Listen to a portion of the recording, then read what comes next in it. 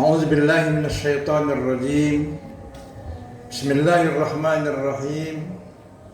بسم الله وبحمده. السلام عليكم ورحمة الله وبركاته.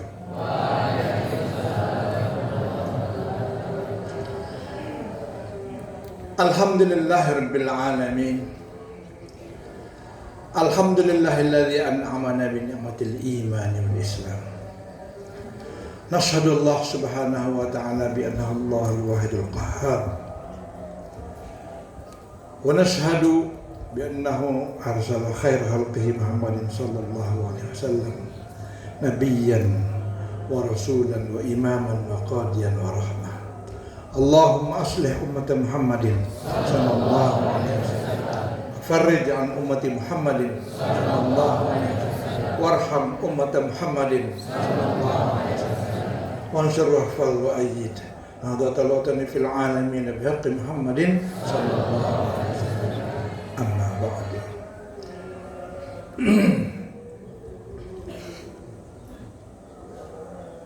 Langkah yang harus dicatat dalam perjalanan sejarah kita, pondok kita,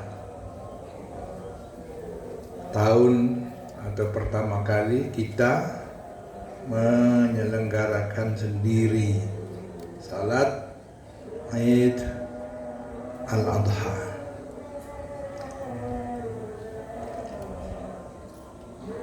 Sebagaimana pertama juga ketika kita melaksanakan salat Jumat, step tahapan itu adalah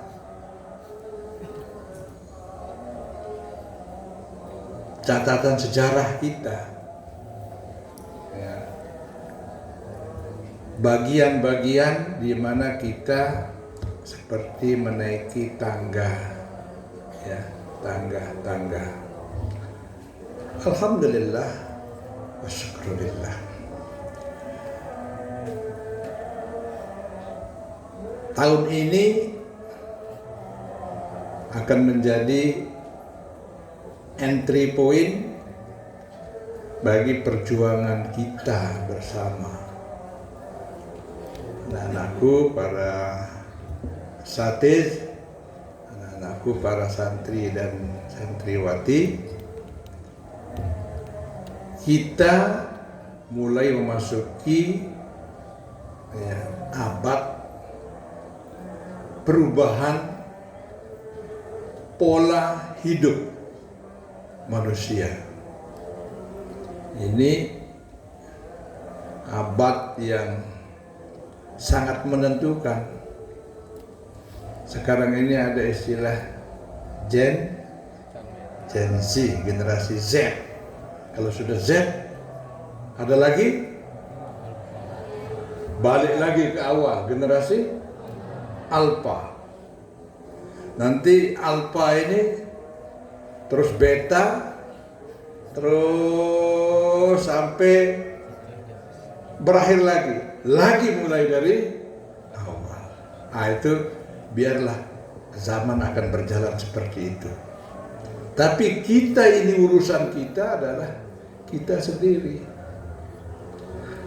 Oleh sebab itu, maka langkah-langkah ke depan setelah ini kita urai. Pertama, khulusun niyyah.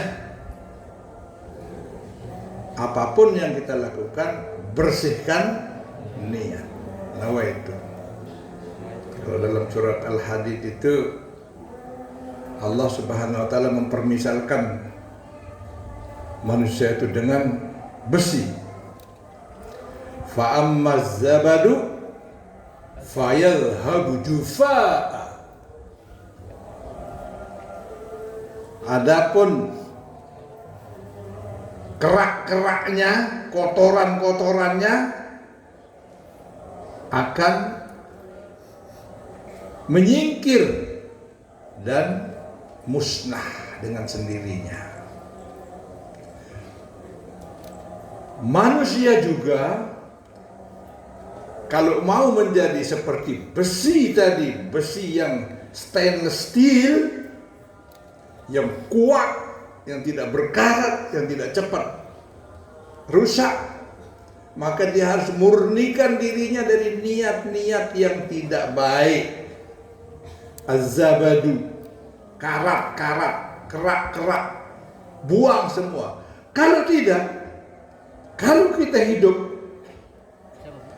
tidak dengan niat yang bersih, kamu menjadi santri di sini, niatmu masih belum bersih, itu akan membuatmu, akan menghalangimu untuk mencapai cita-citamu. Seperti besi yang penuh karat, penuh kotoran, penuh kerak, itu mengganggunya.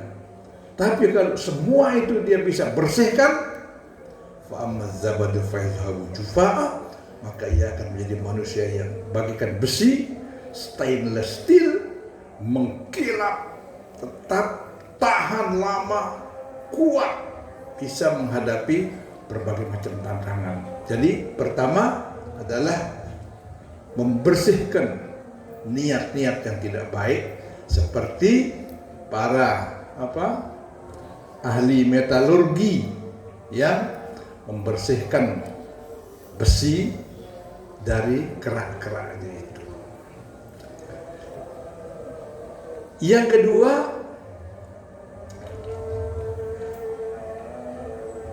i'mal al-aqlas salim, betul-betul mendaya gunakan akal sehat. Ya, seperti di komputer kan, banyak file yang tercopy. Ada di dalam komputernya tapi tidak main, tidak diinstal.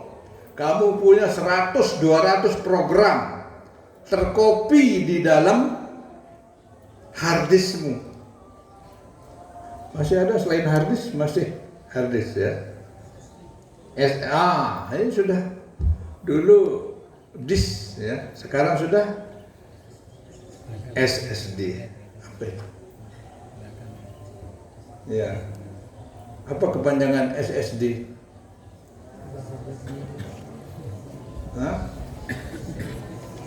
Solid State Disk ya, pokoknya media penyimpanan ya, media penyimpanan ya, itu disimpan di sana tetapi tidak diinstal, maka dia tidak bisa berfungsi.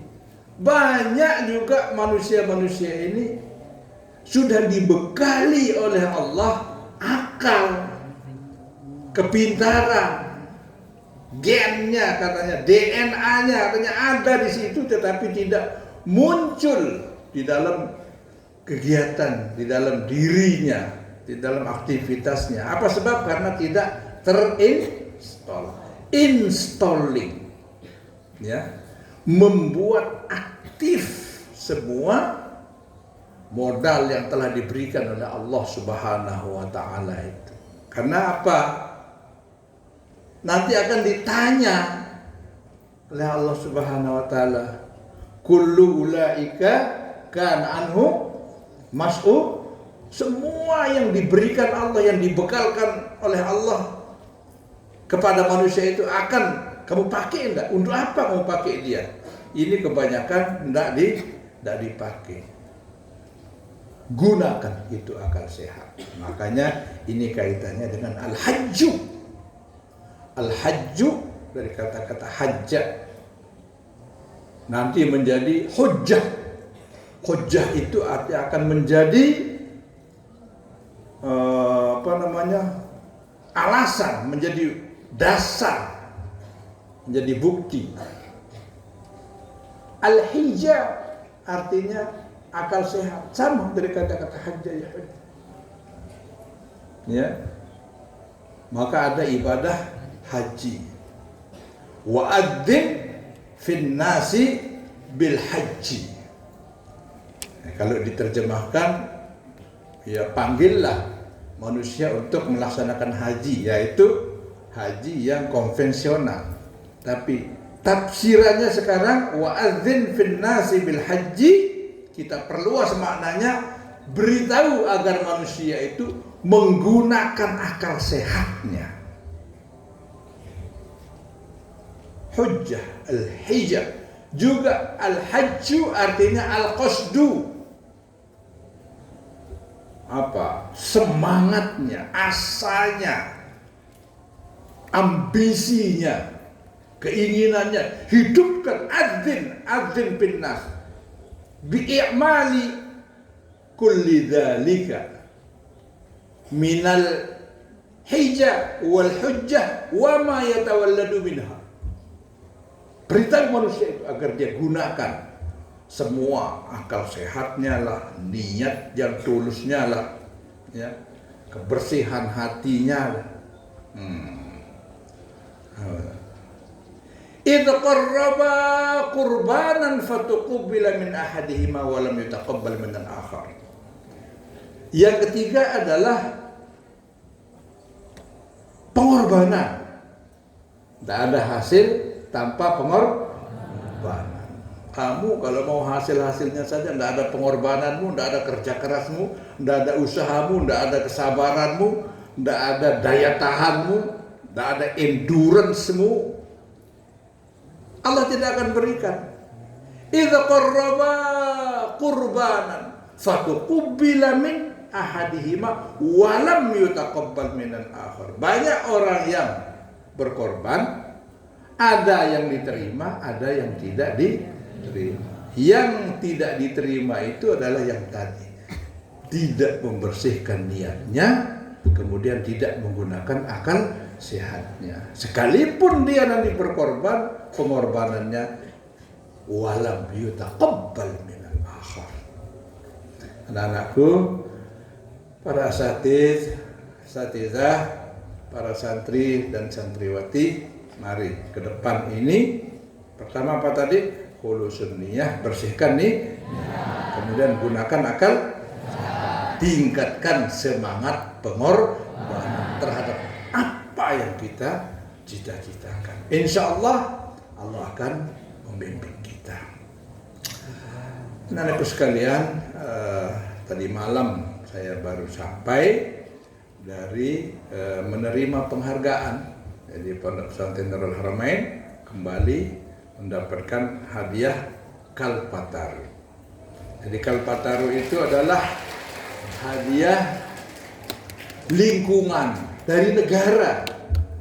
Ya, dari negara memberikan hadiah kepada pejuang-pejuang lingkungan yang tertinggi tingkatnya di negara kita ini, namanya Kalpataru. Kalpataru itu diberikan semenjak tahun 1980-an. Terus diberikan sampai tahun 2024 kemarin. 2025 kemarin.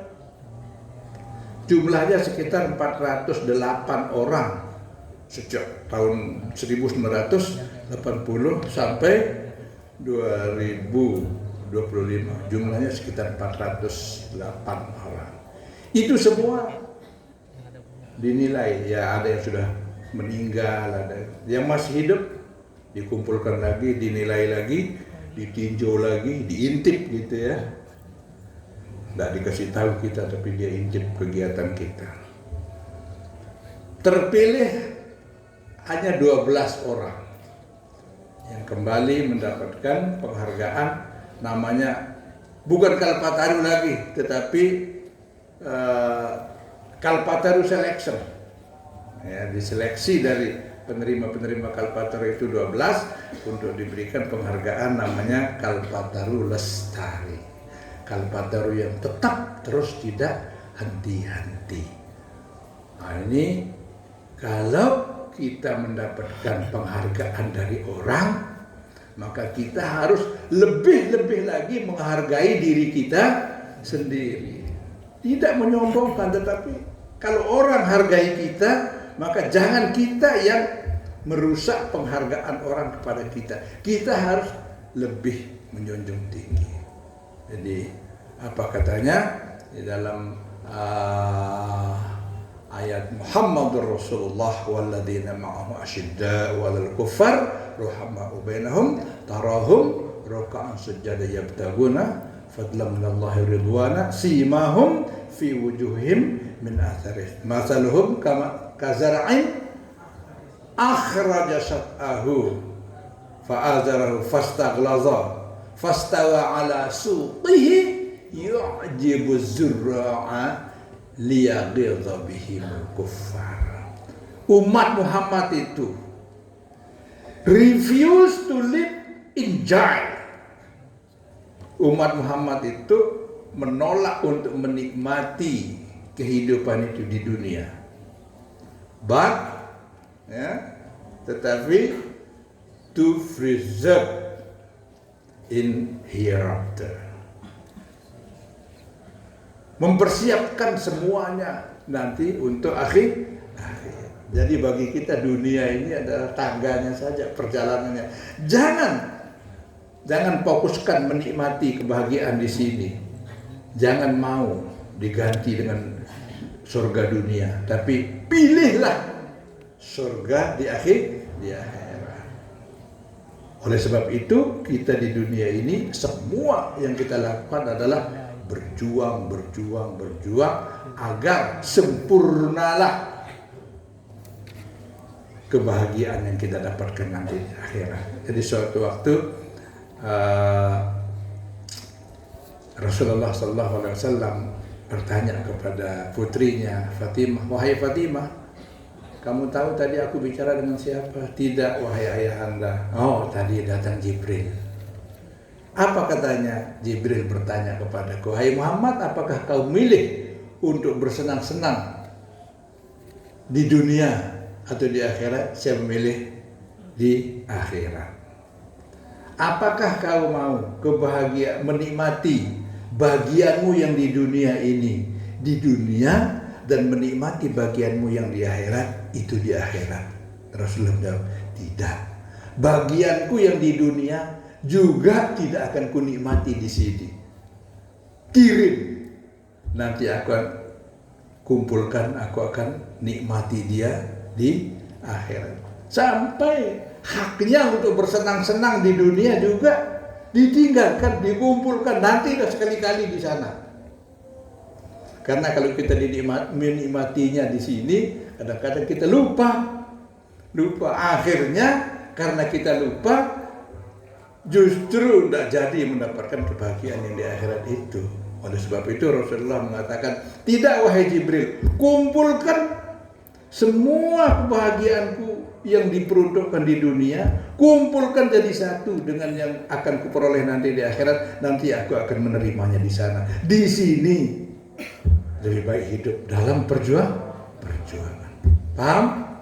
Itulah maknanya Idul Kurbankan kesenangan kebahagiaan duniawi ini, akhirkan ke akhirat agar dia pasti dan menjadi lebih sempurna. Anak-anakku, para asatidzah, anak-anakku, para santri dan santriwati, mari kita kembangkan semangat, niat perjuangan kita. Semoga Allah Subhanahu wa Ta'ala melimpahkan rahmahnya, karunia-Nya untuk kita semuanya, untuk pondok kita, untukmu pribadi, untuk keluargamu, untuk masyarakat dan untuk bangsa kita, bangsa Indonesia. Semoga Allah Subhanahu wa Ta'ala mengeluarkan bangsa ini dari sengkarut yang menyusahkan, yang menyulitkan, menjadi bangsa yang baldatun tayyibatun wa maghfuratun indallah. Amin amin ya rabbal alamin. Hadanallahu wa ajma'in wallahu muwaffiqul hadi ila sabilir rasyad.